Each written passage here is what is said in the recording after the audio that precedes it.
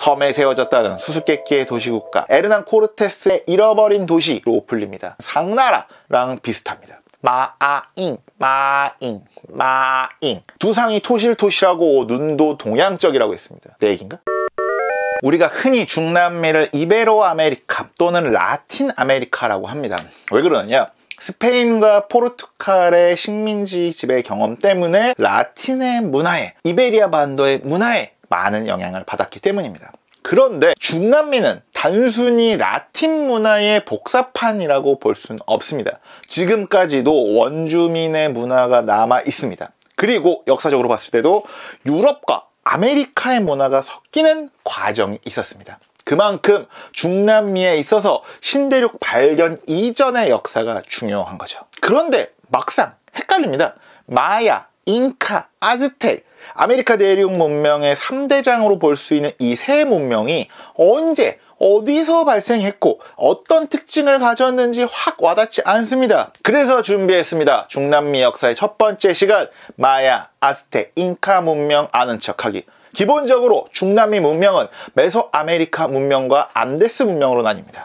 메소는 그리스어로 중간을 뜻합니다. 메소아메리카는 멕시코부터 과테말라, 엘살바도르 쪽쪽쪽쪽 파나마까지 이르는 바로 요 지역 중간 아메리카 일대를 가리킵니다.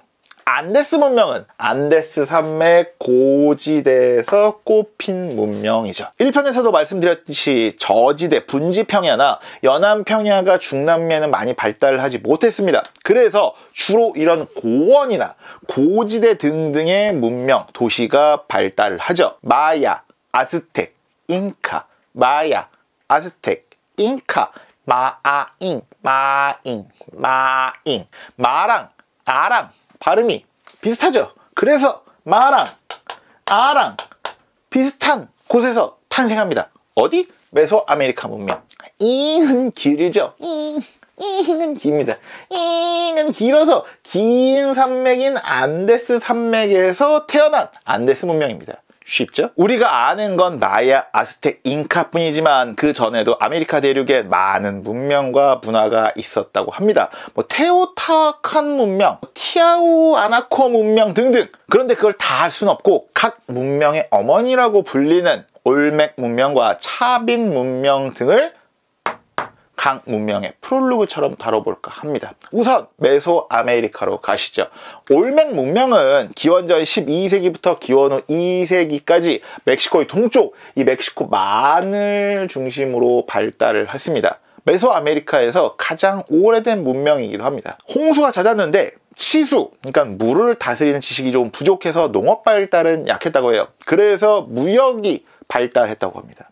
올맥 문명에서 유명한 게 대두상이에요. 내 얘기인가? 하나에 25톤, 큰 건 높이가 3m, 두상이 토실토실하고 눈도 동양적이라고 했습니다. 내 얘기인가? 제규어를 이 올맥 문명의 사람들은 숭상했다고 합니다. 중앙 아메리카와 남미 중북부에 사는데 이 남미 고대 문명에서는 공통적으로 이 제규어를 숭상했다고 합니다. 올맥 문명 끝.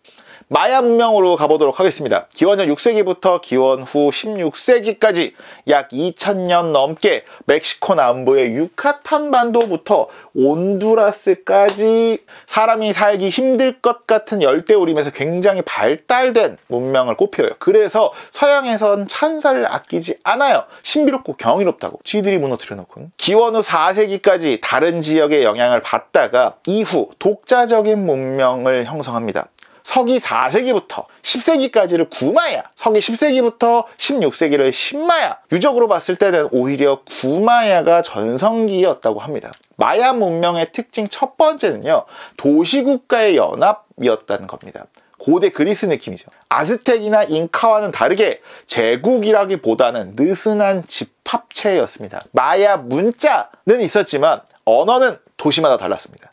문화나 경제, 기술은 비슷한데 언어나 생활 방식이 달라서 부족끼리 말도 안 통했대요. 그렇게 중앙 집권적이지 못해서 역설적으로 스페인 정복자인 콩키스타도르가 마야 지역을 정복하기 위해서는 수많은 시족들과 일일이 싸워야 해서 오히려 더 힘들었다고 해요. 거기에 이미 마야 문명은 콩키스타도로가 올 무렵에 쇠퇴기를 맞고 있었어요. 그래서 오히려 제대로 정복을 하지 못하고 역설적으로 지금까지도 마야의 문화가 동네 곳곳에 남아있다고 합니다. 신기하죠? 마야 문명은 청동기를 만들진 못했지만 수학이나 천문학이 발전했다고 합니다. 고대 문명 중에 몇 안 되게 0, 제로의 개념을 발견했고요. 인류가 사용한 그 어떤 달력보다 정확한 달력을 썼다고 합니다. 마야 문명 끝. 멕시코 국기를 보면 가운데 선인장 위에 독수리가 뱀을 물고 앉아있는 모습이 있습니다. 동전에도 있고 증명서에도 많이 씁니다.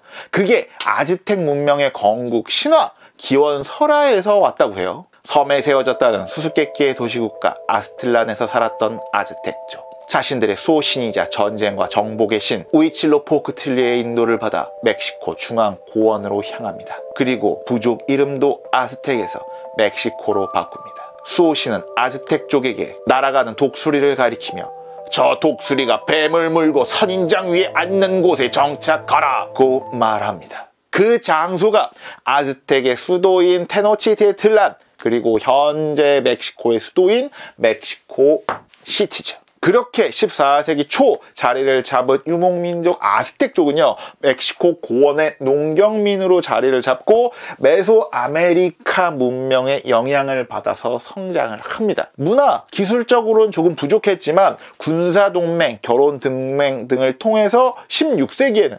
전제군주적인 제국으로 발전합니다. 그들의 수도인 테노치티틀란의 인구는 분석에 따라 조금 다르지만 약 30만 명으로 추정이 됩니다. 당시 유럽에서 인구가 10만을 넘는 도시가 손에 꼽힌 것과 비교하면 엄청난 대도시였죠. 그들의 경제적인 어떤 원동력은 농업보다는 공납이나 약탈 등으로 이루어졌습니다. 그리고 그게 그들의 발목을 잡죠. 결국 에르난 코르테스 등이 이끄는 스페인 정복자 콩키스타도르가 아스텍을 침략을 했을 때 제국은 분열하고 허망하게 망해버립니다. 아스텍의 특징은 굉장히 그로테스크하다는 겁니다. 그로테스크, 괴기스럽다는 거죠. 지금부터 비위가 약하신 분들은 스킵하셔도 좋습니다. 인신공양이라고 하죠. 사람을 제사의 제물로 쓰는 것. 굉장히 발달합니다. 중국 고대 국가인 상나라랑 비슷합니다. 그러나 거기보다 오히려 몇 수 위입니다. 자신들이 지배하는 지역에서 사람을 바치게 하거나 전쟁 포로를 대상으로 제사 때 죽이면서 즐거워했습니다. 물론 그들의 종교관으로 보면은 그들의 신은 영원 불멸하지 않다.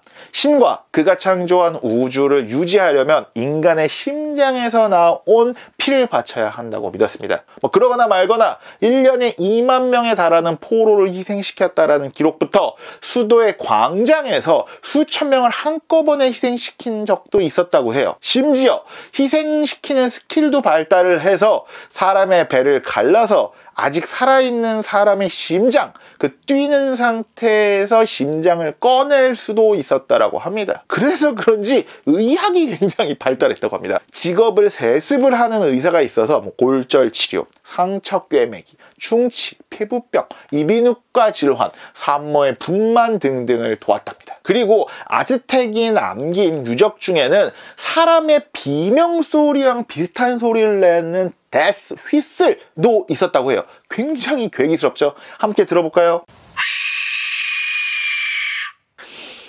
아즈텍은 무서우니까 여기서 끝. 안데스 산맥에 있는 안데스 문명으로 넘어가시죠. 우선 프롤로그로 차빈 문명으로 한번 가볼게요. 기원전 9세기 무렵 페루의 고원지대에서 발달을 합니다. 먼저 문명이 탄생한 메소아메리카 지역에서 이 안데스 지역 남미 쪽으로 문명을 전파한 문명의 교량이라는 평가를 받습니다. 산악지대에서 볼 수 없는 악어나 뱀 등의 그림이 있는 걸로 봐서는 아마존강 유역의 사람들과도 관계를 맺었으므로 추정이 됩니다. 그리고 여기서도 제규어의 모습을 띤 신이 있었다고 합니다. 차빈 문명 끝.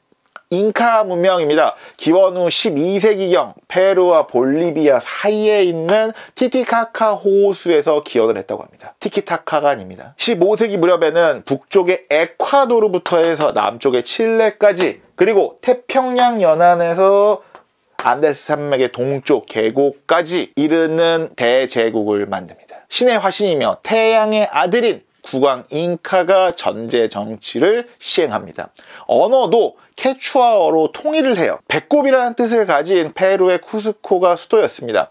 페르시아 제국처럼 왕의 길, 카미노 레알이라고 불리는 도로망을 만들었습니다. 해안에 하나, 산지에 하나. 이 두 줄의 간선도로로 만들었는데 산 쪽에 있는 간선도로는 총 길이가 5229km에 달했고요. 해안도로는 4054km에 달했다고 합니다. 황제의 권위가 워낙 강해서 귀족들도 특별한 경우가 아니면 옆에 가지 못했다고 합니다. 잉카 황제가 사망을 하면 미라로 만들어서 신전에 매장을 하고 순장도 이뤄졌다고 합니다. 약간 이집트의 파라오를 보는 것 같죠? 고원지대에 있어서 계단식 경작지가 많았고요. 청동기나 금, 은 도구들도 사용을 했다고 해요.